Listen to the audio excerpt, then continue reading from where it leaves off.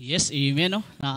Mapagpalang umaga sa lahat na bawat isa sa atin na napakagwapo, napakaganda ang ating mga, nandyan po din sa ating mga, sa ating viewers, no, dyan sa online. Nawa, tayo, nagagalak pa tayo sa oras na ito, no, mga kapatid, no. Means, no, matagal na tayong nag-preach ito, but now, nakaramdam ako ng kaba. No? Amen? Is the 9 years in Bisya, no? 9 years na po ako dito sa Bisya. Then, nag-share ng salita ng ating Panginoon is 6 years na po, no, mga kapatid. No? Kaya nga, purihin na dakilain ang ating Panginoong Hesukristo. Amen? Kaya nga, mga kapatid, nabe-bless ba tayo sa ating pang-araw-araw, sa gawain, sa work, no? Na ano yung daily routine natin, no? Kasi pag sinasabi natin daily routine, no, yung pagising mo sa umaga, yung pagising natin sa umaga, cellphone agad, di ba? No, huwag kayong magalit, no? Pero yun ang reality. Amen? Kasi nga, ako din minsan nakakalimutan ko yung devotion sa bawat, kasi para sa akin, no, yung devotion ko, 5:30 a.m. in the morning. Then, nagpa-pop up yun sa cellphone ko, no? Then, minsan, mas inuna pa natin yung ano natin, yung alarm natin, no? Sa ating cellphone. Uy, ano kaya yung ko? Yung oras ng time ng workout ko, yung time ng duty ko. Amen? Di ba? Nauuna pa, pero yung devotion natin naiiwan. Amen? Amen po ba, no? Tayo, ito po ating scripture today, no? Diyan sa Colossians chapter 4, verse 2, says, tayo tumayo, no? Basahin natin. Devote yourself to prayer, being watchful and thankful. Diyan lang po tayo, magpo-focus, no, sa ating scripture na yan. Kaya nga, sinasabi sa atin ni Paul na daw tayo mag-devote. Devote means is committed, no? Dapat yung bagay natin ng bawat isa sa atin, yung prayer na nandun palagi sa ating buhay. Amen? Kaya tayo manalangin, no, sa ating Panginoon. Yes, hallelujah, Lord. We thank you, Lord, sa umaga na ito, Panginoon, na ikaw ang Diyos na mananahan sa bawat isa sa amin, Panginoon. Salamat sa pagkakataon na ito, Panginoon, na dinako mo ako, Panginoon o God, na mag-share ng iyong salita, Panginoon o God. Hindi man ako kagalingan, Panginoon, but your Holy Spirit upon me, Panginoon o God, na i-guide mo ako, Panginoon, hindi ako ang kanilang makikita, kundi ikaw lamang, Panginoong Jesus.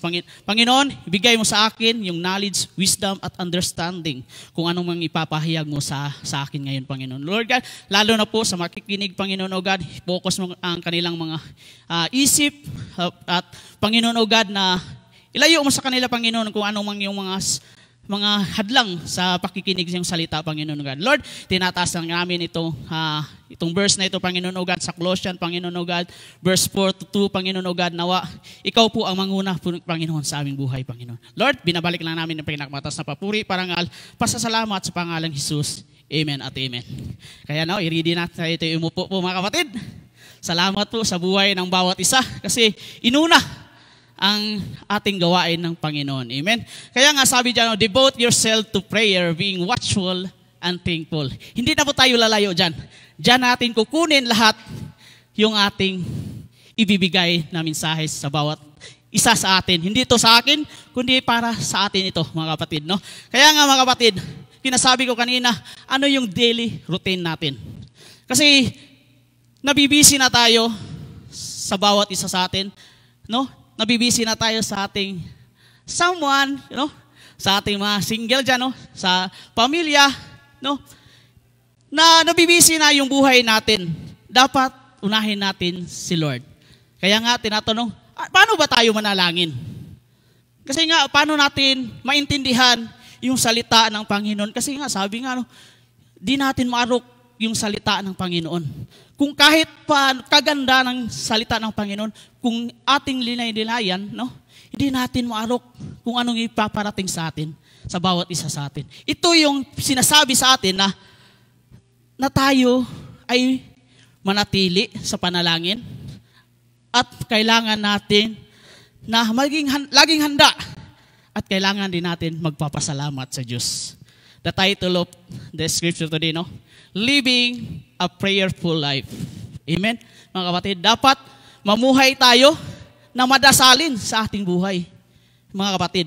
Kaya nga, sinasabi natin ni Apostol Paul na hindi lang sa pakikinig, no?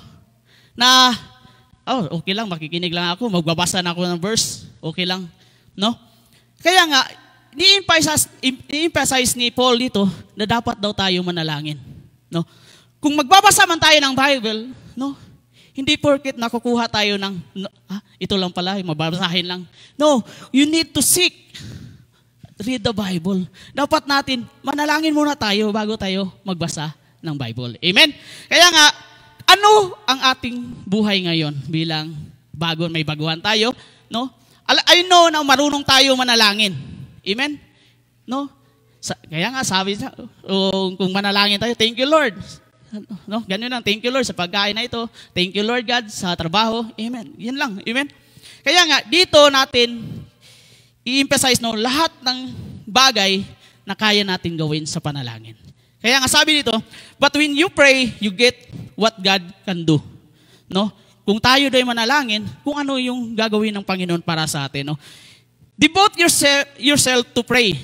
Ano ba yung pray yourself to pray? Being devoted means wholeheartedly.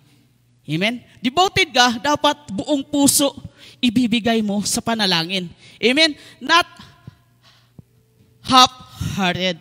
Hindi yung, kalahati lang muna yung panalangin ko ngayon eh.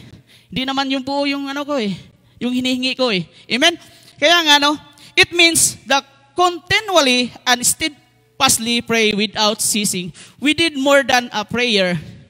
We need a prayer life. We must take prayer seriously and not casualty. Amen? Kaya nga, dapat pag nanalangin tayo, maging serious tayo. No? Kasi pag nanalangin tayo, humihingi lang tayo, pag nanalangin na lang tayo, yung tipong na hindi mo na kaya, may sakit ka, pagalingin mo naman ako, Lord. Pero, nung malakas ka pa, hindi mo tinatawag si Lord. I know, no? Ganon din ako. Hindi tayo perfect. Amen? Kaya nga, mga kapatid, na sa bawat kasayahan, sa bawat may circumstance sa buhay natin, kailangan natin manalangin. Amen? Kaya nga, sabi ni Edwin Harvey, a day without prayer is a day without blessing. Amen? Kung araw daw na wala tayong panalangin, yun din yung araw na wala tayong pagpapala. Then, a life without prayer is a life without power. Amen? Kung ang buhay daw natin, kung walang panalangin, yun din ang buhay natin na wala tayong lakas, wala tayong kapangyarihan.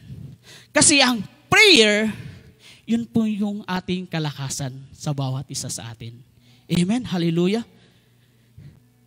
3 things we need living a prayerful life. Ito lang, 3 bagay lang. Madali lang tayo, matatapos tayo ng 12, mga kapatid, 3 things kung ano yung kailangan natin bilang mamumuhay sa madasalin sa ating buhay. Number 1, be prayerful. Amen? Maging matyaga tayo sa panalangin. Make it as your daily routine. Amen? Kaya nga mga kapatid, na sinasabi sa atin ni Paul, na maging manalangin tayo, matiisin tayo sa panalangin. Alam nyo ba, pag mananalangin tayo, every day, isang panalangin, the whole day, you are safest. Hindi ka na boburden sa trabaho, meron kasing mga kasama, binaborden ka di ba? Inanoy, di ba? Meron tayong mga kasama na ganyan. Yung kasama ko nga di ba? Na laging nag-PI, sa salita. Pero sabi ko na, praise God. Amen. Amen, hallelujah, Have you spent time alone with God in prayer today? Lahat ba tayo nanalangin, sa ating buhay Kristiyano, bilang isang believers, mga kapatid, prayer is essential. Ano ba yung, bakit essential ito? Bakit mahalaga itong prayer sa ating buhay? Our life as believer, you do not have to pray aloud with other believers. No? Di natin, no? Kung ano yung panalangin mo, hindi mo ipagsigawan. Ganito yung panalangin ko. Amen? Sa'yo yan eh. Amen? Okay lang kung meron tayong prayer meeting. Amen? Na nagbibigayan tayo ng panalangin. Amen, mga kapatid, no? Yun po, but your own pray, sa'yo lang yan. Amen? Then, but you do need to spend time talking to God, no? Meron ba kayong nakikita na mag-best friend, magkarelasyon, kung hindi kayo nag-uusap, mga kapatid, hindi yun mabubuo yung relasyon nyo. Ayun, di ba? Amen? Amen, di ba, kapatid? Paano kayo magkaibigan kung hindi naman kayo nag-uusap? Amen? Ganon din sa ating Panginoon. Mabubuo mo lang yung relasyon mo sa Lord kung nag-uusap kayong dalawa. No? Amen? I know, prayer is a relational. No? Relational. Amen? Hindi communication lang. Kasi paggagaya, no, gagbayad ka sa jeep, di ba? Pagbayad, ganito. Ganito. Yeah, this is a communication. Kasi binalik sa'yo, di ba? Pag relasyon sa Panginoon, yun yung kayo lang dalawa ng Panginoon nag-uusap. Amen? Ganun po mga kapatid. Trying to have relationship with God without prayer is like trying to have relationship with a spouse, girlfriend, boyfriend, friend, who you'll never talk to it. That's not work. Amen, mga kapatid, no? Hindi po yan mag-work. No? Sabihin mo, nagkita lang kayo. Uy, best friend ko yan. No? Nakita mo lang. Kung hindi kayo nag-uusap, hindi kayo matatawag na friend. Amen? Kaya nga, our prayer to connect relationship with God. Amen? Sabi nito, but what is the important is that you spending time with God and that you devote yourself to it. No? Don't let anything get the way of your spending time alone with God. Dapat hindi hayaan yung buhay mo na sa panahon lang, sa kahirapan, tinatawag mo si Lord. Huwag ganun mga kapatid. No? Pag pinagpala tayo, tawagin natin si Lord. Pag binigyan tayo ng overtime, no? Meron tayong na nakukuha na overtime, no? Dagdag sweldo, pasalamatan natin si Lord. Amen? Ganun po dapat bilang isang prayerful believers. Amen? Magpasalamat tayo sa ating Panginoon. Then, sabi dyan, sabi na sa Colossians chapter 2, verse 2a, devote yourself to prayer, mga kapatid, no? Kaya nga, dapat yung routine natin, ibigay natin sa panalangin, mga kapatid, no? Then, sabi pa, sa 1 Thessalonians chapter 5, verse 17, say, pray continually. Ano po yun? Palagi kayong manalangin. Dapat continue, present tense. No? Mga kapatid, hindi napuputol. Amen? Kaya nga, pag tayo, no? OFW, kung napuputol ang ating komunikasyon sa ating pamilya, nawawala yung love mo, no? Gano'n, no? Nawawala. Kasi hindi kayo nagko-connect. Amen? But lagi kayong nagko-connect, nandun yung joy. No? Yung kagalakan, no? Sa pamilya. Kasi nagko-connect kayo eh. Ganon din sa ating Panginoon. Kung lagi kayo nagko-connect sa ating Panginoon, hindi putol-putol, nandun yung pagpapala sa ating buhay. Amen? That Paul encouraged believers to be steadfast in prayer because he knew it is not easy. No? Kaya dapat daw tayo manalangin kasi ang buhay sa mundo hindi easy. No? Amen? Madaming lubak-lubak sa ating buhay. Madaming mga trials, problem, nakalaan para sa atin. Kasi nandito tayo sa broken world. Amen? Kaya nga, sinasabi sa atin ni Paul na mag-steadfast tayo our prayer. Amen? Then, there are many distractions the world through us to keep us from praying. No? Kaya nga, maraming distraction sa mundo ito. Madaming temptation, no, mga kapatid. Kasi marami na kaming pinagdaanan. Itong church na to, marami na. Umabot kami ng 65. The other church, hindi pa dito, no? 65 ang aming mga tupa. Nung nagka-pandemic, nakikita namin kung sinong totoo at hindi totoo. Amen? Nakikita namin, panakitbutas lang pala ang church. Amen? Ginawang pastime. Ngayon, nasaan sila? No? Umuwi sa Pilipinas. Umuwi. Yung iba, nagbaybahayan na dito, nakulong. But I'm not condemned them. No? Hindi namin sila, pinag-prepare namin sila na mabago ang kanilang puso. Amen? Hindi po kami ganito nag-share. Ibigay namin yung pagmamahal na galing sa Panginoon. Amen? No? Mga kapatid, no? Dapat ma-realize natin kung ano yung buhay natin dito. No? Hindi tayo, sabi nga, sa pamilya natin, akala nila, madami tayong pera. No? Di ba?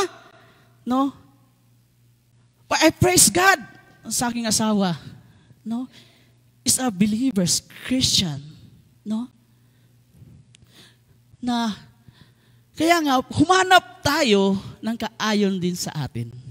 Amen? Kasi hindi masisira ang buhay mo kung nasa tamang tao ka. Amen? Hallelujah! Amen! Praying, I know, sa ating panalangin, may tinatawag tayong the right time. No? Walang wrong time. Kasi pag tayo nanalangin, no? I know na nasa tama tayong timing at panahon. Amen. Kaya nga, pag nanalangin tayo, huwag nating expect agad na, ay, darating nito. Ito na talaga yung gusto ko. Ito na talaga. Gwapo, matangkad. Bali dalawa. Joke lang, mga kapatid, no? Hindi po. Amen? Kaya nga, no, sa ating buhay, mga kapatid, no, na hintayin natin yung tamang panahon. Manalangin muna tayo bago tayo papasok para hindi tayo mapapahamak. Amen? I know that the right time, like David waited 15 years. You know? Kaya ba natin hintayin 15 years? So it means 35 na ako ngayon. Yung pinapanalangin ko, 15 years bago pa darating. No? Amen? Ang tanda ko na ngayon, no? Kailan ba ako makakaanak? Kailan ba ako Di ba? Kaya nga, hintayin natin yung timing ni Lord. Then, Joseph waited 22 years. Oh my God. Grabe, no? Grabe yung waiting time ng ating sa mga Bible, no? Then Sarah waited 10 years. Nagkaroon siya ng baby. Amen? Kaya nga na-delay yung nila eh. Yung time ni Lord eh. Sana nandun na yun eh. Pero nagdadalaw, sabi pa ni Sarah, doon ka na sa katulong ko. Mabibigyan ka ng anak doon kasi ako matanda na. Kaya na, yung waiting, kahit sana madali na sana yung waiting, no? Kasi hindi natin hinintay eh, yung waiting ni Lord. Amen? Then, Moses waiting 40 years. 40 years. Grabe naman. Amen? Kung tayo nga, isang araw, hindi na tayo makakahintay eh. Agad-agad yung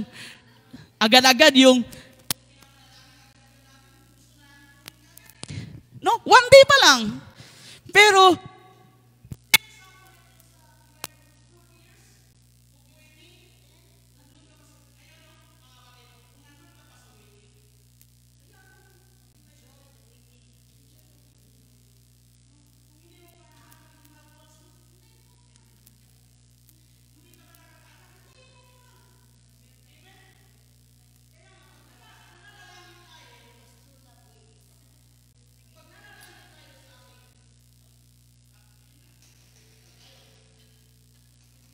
Yan, hallelujah, no? Sorry po sa mga nandyan sa online.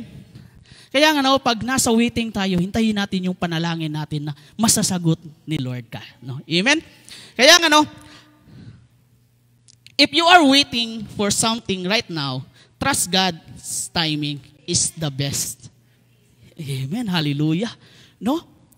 Pag nasa waiting na tayo, ngayon pa lang, hintayin natin yung araw na ibibigay sa atin ng Panginoon. Kasi the best yun. Hindi lang better, best ang ibibigay sa iyo ni Lord. Pag nanalangin tayo. Amen? Hallelujah, no? Then sabi pa dito, no? George Mueller was a man of prayer. Sabi niya ito, sinulat niya ang kanyang panalangin almost 50,000 times. 50,000 sinulat niya, 50 times. Sinulat niya sa journal niya. Ganito yung prayer ko, Lord. Then, 30,000 in his prayer answered by the Lord at that day. Grabe, no? 50,000 yung panalangin niya.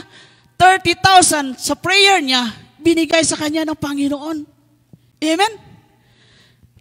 Hindi natin alam kung ano yung pinapanalangin niya. Pero pinapakita niya, may Diyos siyang makapangyarihan sa lahat. Amen? Then, I know that George Mueller, kagaya sa atin, no? Kahit matagal man niyang pinapanalangin mo, tuloy-tuloy lang. Huwag mong maguhin. Kasi nga, pag pananalangin tayo di ba, gusto ko ng bike, gusto ko ng motor. Sabi ni Lord, huwag yan kasi baka madisgrasya ka niyan Gusto ko 4 wheels ka agad, ibigay ko sa iyo. Diba? Kaya ikaw, kung nanalangin ka agad, gusto mo umutang ka agad ng motor. Diba? Hindi mo hinintay yung para kay Lord. No? Kaya nga, alam mo ba kung bakit may mga bagay na hindi binigay ni Lord sa atin? No? Sa iyo, sa akin, at sa iba? Kasi alam niyang hindi ito makakabuti sa iyo. O may mas mahigit pang bagay na hinahanda niya para sa iyo. Just trust His ways. Amen. Hallelujah. No? Kaya nga hindi yan para sa iyo. Huwag mo yang ipilit, no? Huwag mo ipilit. Huwag mo subukan. Kaya nga sabi ni Digong huwag mo subukan. Masisira ang buhay mo. Di ba? Kaya nga mga kapatid, no? Huwag natin ipagpilit yung sarili natin na hindi naman tayo ipinaglaban. No? Mga kapatid? Huwag natin. Ipanalangin natin sila. Kung may darating man sa atin, sa buhay natin. Kaya nga ako nung ako nga yung wife ko, nandun sa Qatar, dito, online lang kami nakikita 2 years kami, online lang. No? LDR. Nung nanalangin ako, kung siya na ba talaga, Lord? No? Ibigay ko yung sarili ko sa iyo, Lord. Amen? After 2 years, umuwi kaming dalawa. Pakasalagad. Amen? Hallelujah, no? Amen? Then, I pray, nanalangin din ako, Lord, kasi may edad na kami, 35, 32 ako. Lord, kung bibigyan mo ako ng anak, Lord, no? Bigyan mo ako ng anak, Lord, na lalaki. No? Bibigyan mo ako ng anak, Lord, kahit ano, Lord. Pwede naman pahingi, Lord. Pwede naman lalaki. Sabi ko, pwede naman lalaki, Lord. Praise God! Lalaki talaga. Amen. Hallelujah. No? Purihin natin ang ating Panginoon. Ganon po, pag nanalangin tayo yung tuloy-tuloy, dapat consistent, no? Yung panalangin natin, no? Ibibigay ni Lord yan. Pag nabigay naman ni Lord sa'yo, marunong din tayo magpasalamat. Amen. Hallelujah, no? Then, mga kapatid, no? Dapat continue ang ating panalangin sa bawat isa sa atin. No? Kaya nga, sabi ng isang kapatid natin, sabi natin may kanina, hindi ko maintindihan yung salita ng Panginoon eh. Di ba? Simulan mo sa panalangin. Amen? Kasi ganoon din ako dati eh. Kaya nga, sabi nga, yung 1 John chapter, Jesus whip. Ano pa yung Jesus whip na to? Makalikli lang eh. Pero kung yung isisik mo yung salita ng Panginoon, doon mo maintindihan, madami palang explanation ito. Amen? Continue to pray. Lord, hindi ko kaya itong word na ito, Lord. Ano ba ang ipinaparating mo sa akin?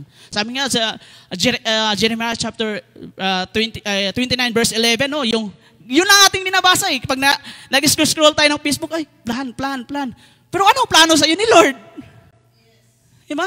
Kasi gusto sa atin plano, yung magagandang sinasalita lang ng Panginoon ng ating sinishare. No, mga kapatid, no? Dapat, mga kapatid, no, pag nagbabasa tayo, tingnan natin kung ano ba yung ipinaparating sa akin ng Panginoon. I know the plan, no? Sabi nito, na purpose. Ano ba yung purpose ni Lord sa akin? Amen? Kaya mga kapatid, no, simulan natin sa panalangin yung buhay natin. Kung nanalangin tayo araw-araw, yung buhay natin madali. Amen? Pag hindi ka nanalangin sa isang araw, yung buhay mo, no? Nandun yung temptation. Madaming mga burdens. No? Kaya nga mga kapatid, no?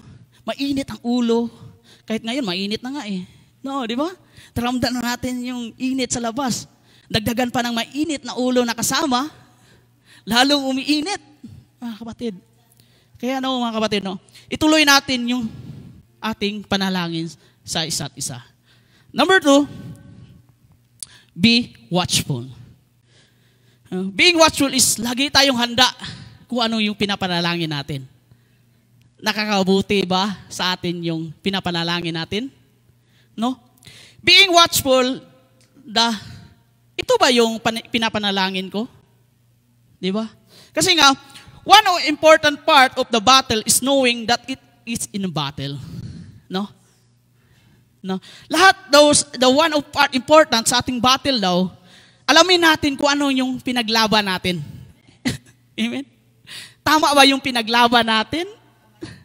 Sana, mga kapatid, no? Tama ba? Kaya ba natin ipaglaban? Amen?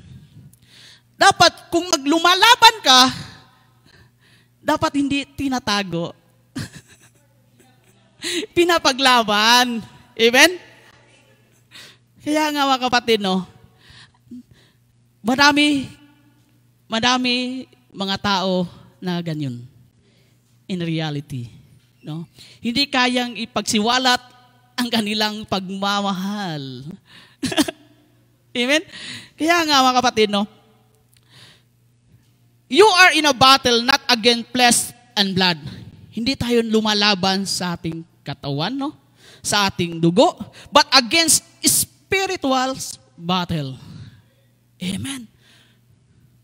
Kasi bakit sa spiritual battle? Baging lagi tayong handa sa ating spiritual battle. Then, but the spiritual force in the heavenly place, Satan and his demons want to keep you from prayer. Kaya nga mga kapatid, no, na lagi tayong handa. Kasi alam natin si Satan, pinipigilan tayo na manalangin. No, mga kapatid, no? One of their favorite methods is distract you. No? Yun po ang paraan ng ating kalaban, yung enemy. Na i-distract ka. Kaya nga, nagdi-devotion ka, 5:30. Huwag mo masahin yan, huwag mo masahin yan. Ganon si Satan eh. Facebook mo na. Di ba? Kaya nga, no, dapat face the book, not Facebook.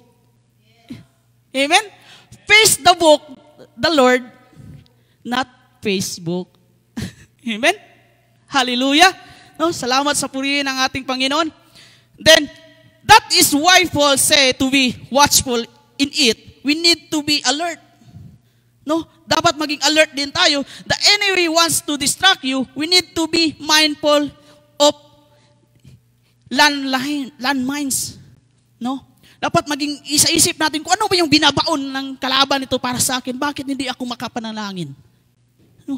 Ba't hindi ako makapagbasa, hindi ako makapag-attend church? Ano ba yung tinatanim ng Satan sa atin? Dapat lagi tayong handa, mga kapatid, no?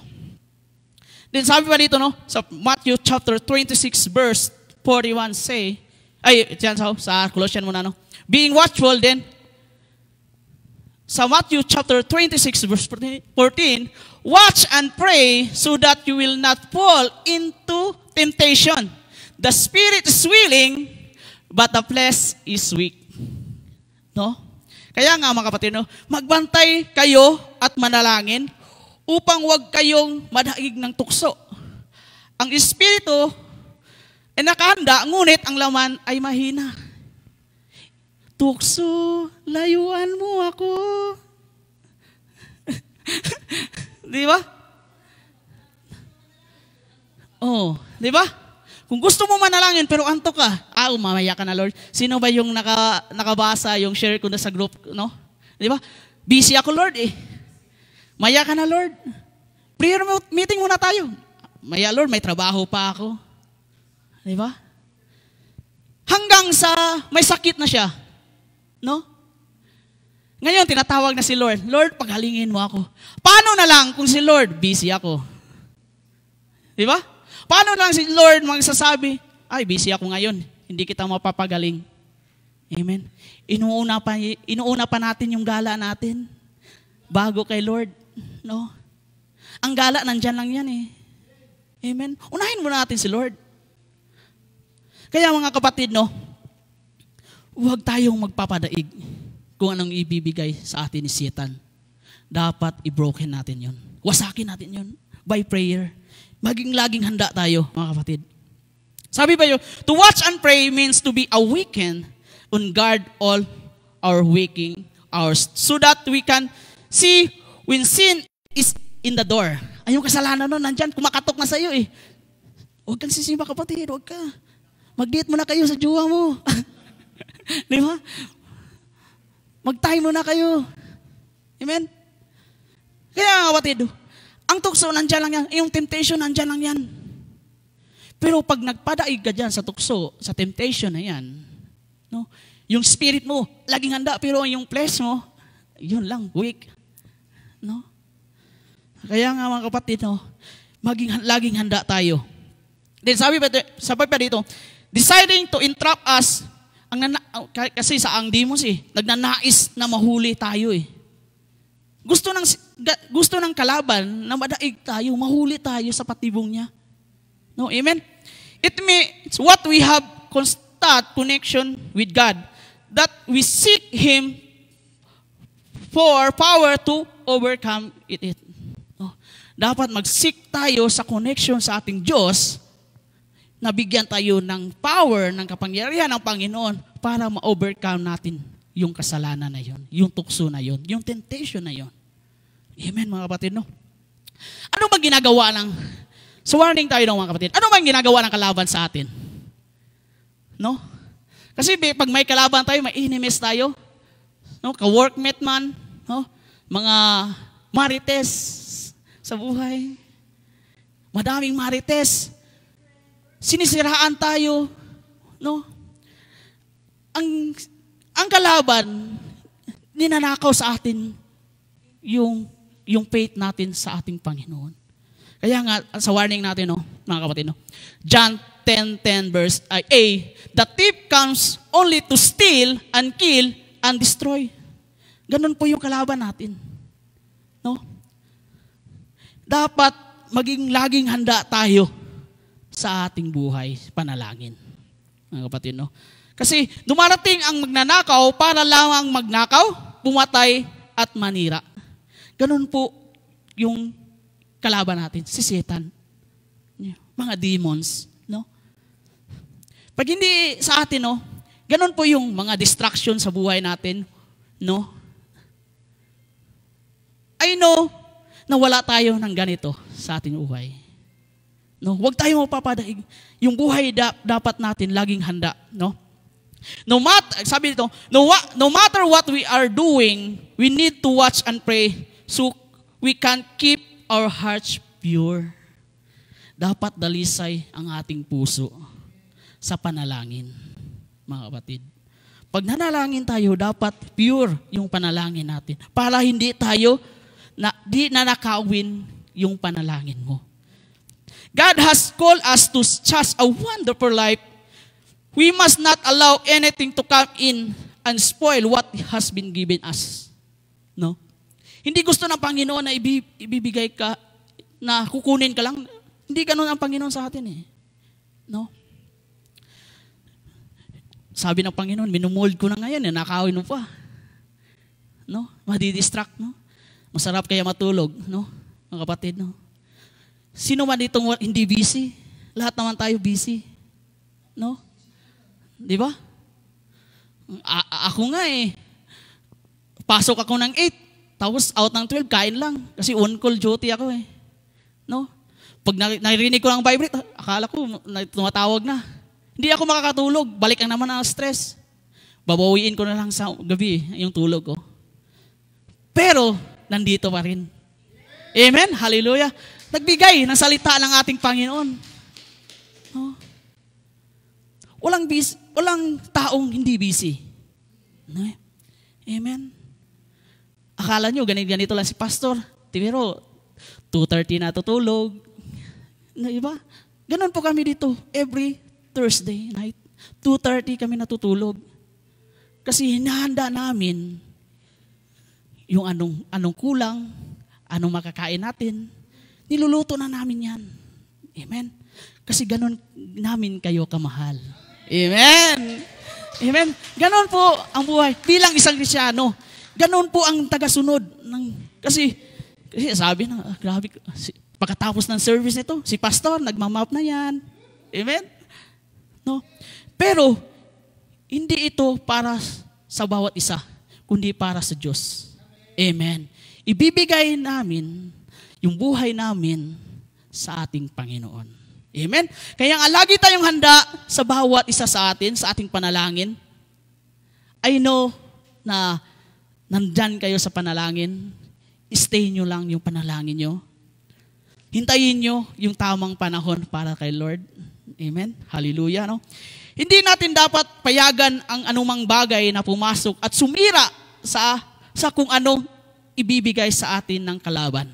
No? Wag natin bigyan ng puwang nung yung kalaban na papasok sa ating puso. No? Isarado natin 'yan. Si Lord ang may-ari niyan. Amen, no? Kaya nga mga kapatid, no? Being thankful sa ating buhay. Lastly, no? Yun, 12 na. Yan. Be thankful. Marunong din tayong magpasalamat sa ating panalangin. No? Ano yung number 1? Be prayerful, be watchful, and be thankful. Di ba? Nandun lang tayo sa isang verse na yun. Amen? Then, sabi ba dyan sa Colossians chapter 4 verse 2, say, and thankful. Kailangan natin magpasalamat sa Panginoon. Okay. Magpasalamat tayo sa Panginoon dahil hindi mo pa hiningi, ibinigay niya na agad. No? Kaya hindi mo in-expect na hihingin mo yon sa panalangin. Binigay niya agad eh. Amen? Hallelujah. Being thankful in prayer will result in a more joyful, contented, and fulfilled life. Kung tayo na yung magpapasalamat, meron yung kagalakan, no? Maging kontento ka, at naging fulfill yung buhay mo. Amen? Hallelujah, no? And most importantly, God commanded it. No? Na I know na si Lord nagbigay nito. No? Amen? Kaya nga mga kapatid, no? Magpasalamat tayo sa ating Panginoon na kahit kunting bagay, malaking bagay, pasalamatan natin ang Panginoon. Amen? Then, find hope in the giver rather than the gift on an answered prayer. No? Hanapin natin yung pag-asa, yung nagbibigay. Hindi yung gift, regalo lang. No? na sinagot ng panalangin. Hanapin natin si Lord, yung nagbibigay sa atin. No? Hanapin natin yung pag-asa natin sa kay Lord. Amen. Kasi nga, sabi nga dito sa 1 Thessalonians chapter 5, verse 18, give thanks in all circumstances, for this is God's will for you in Christ Jesus. Amen. Sabi pa dito sa Tagalog, magpasalamat kayo sa Diyos ng lahat ng pagkakataon, sapagkat ito ang kalooban ng Diyos para sa inyo, sa inyong pakikipag-isa kay Kristo. Amen. Hallelujah, no? Lahat ng bagay, ipapagsalamat natin sa ating Panginoon. No? Financial, love life, kasama pa yung love life, no? Love life, ipapasalamat natin yan. Yes! Di ba? Trials, problems. Amen. No? Ipagpasalamat natin. Kahit nasa wilderness ka ngayon, ipapasalamat mo. Kasi may darating na testimony sa buhay mo, kapatid. Hallelujah. No? Kahit lubak-lubak man yung tingin mo, hindi ako malaking pader, pero kaya nang wasakin yan. Amen? Kahit palaking pader yan sa nakikita mo, pero kaya ng ating Panginoon yan na wasakin. Amen? We should learn to be thankful in the small and big things. Sa maliit man na bagay o sa malaki, magpapasalamat tayo sa ating Panginoon. Everything is worthy of prayer, small or big, and no matter how small a thing is, we can express our gratitude to God. Amen. Kahit maliit na bagay yan, kahit maliit na iPhone 15 lang yan. Di ba? Kahit iPhone watch pa yan, darating, ipagpasalamat mo yan sa Panginoon. Hallelujah. Alam na. Diba? Kahit konting sahod lang yan, ipagpasalamat mo kay Lord. Kasi blessing yan, kapatid. Amen. Hallelujah. Kaya nga, huwag tayong sa malaki-malaki lang magpasalamat. No? Big or small, ipagpasalamat mo sa ating Panginoon. Teka, mga kapatid, no? Di ba tayo tapos, no? Huwag kalimutan magpasalamat sa kabutihan ng Diyos palagi, ha? Amen? Paalala, mga kapatid, no? Kaya nga, no, sabi pa dyan sa Colossians chapter 3, verse 17, no? Whatever you do, whether in word or deed, do it all in the name of the Lord Jesus, giving thanks to God, the Father, through Him. No? Ano man ang inyong gagawin o sasabihin, gawin ninyong lahat sa pangalan ng Panginoon, Jesus. At sa pamagitan niya ay magpasalamat kayo sa Diyos Ama. Amen. Kaya mga kapatid, no, dapat marunong tayo magpasalamat. Mga kapatid. Dahil I know, sa ating panalangin ngayon, no, hindi pa naman na-answer, hindi pa nasasagot ni Lord, pero huwag tayo agad-agad tayo magtatampo kay Lord. No? Huwag tayo magtatampo, Lord, hindi mo namin binigay yun eh. Bapo na sana, Lord eh. Maganda na sana, Lord eh. Di ba? Mayari naman. Mayari naman, no? Di ba? Kaya nga, no, mga kapatid, no, dapat kailangan natin magpasalamat sa Panginoon. Hindi lang sa ating Panginoong Hesus, kundi sa ating Ama. No? Kung hindi ibinigay si Jesus sa atin, sa ating buhay, hindi tayo masisave ngayon. Amen? Hallelujah. Magpasalamat din tayo. Ang conclusion natin, ibalik natin. No? Sabi dyan, no? Ang conclusion natin, balik natin dyan. Sa Colossians chapter 4, verse 2, devote yourself to praying, being watchful and thankful. No, mga kapatid, no? Ngayon, may tanong ako sa inyo. No. Hindi ko na sinasabi pag may tanong ako, pupunta kayo dito, magsasagot. Hindi po. Ito po yung application natin, no? Sa ating buhay, sa ating naririnig, sa ating words ngayon sa ating Panginoon. What are some challenges you face in your prayer life? Ano yung mga challenges na hinaharap mo ngayon sa buhay panalangin? Ikaw lang makakasagot niyan, no? Hindi ako, no? Kayo lang dalawa ni Lord, no? Then number 2, what is the one goal you have to grow in your lifestyle of prayer this week? No? Anong yung goal mo? Na mag-grow ka about sa panalangin. Na madalas madasalin na tao. Amen? Kaya nga, mga kapatid, no, na ikaw lang makakasagot yan. Kasi I know na lahat dito marunong manalangin. Amen, no? Kaya nga, sabi ko, huwag tayong magsawa sa ating panalangin. Kaya nga, di ba? At atin isulat yung mga answer prayers. Kasi pag sinulat natin yon, nakikita mo yung life mo nag-grow, na ma-matured. Amen? Kasi lahat ng answer sa ating Panginoon, maybe yes, maybe no, o maybe.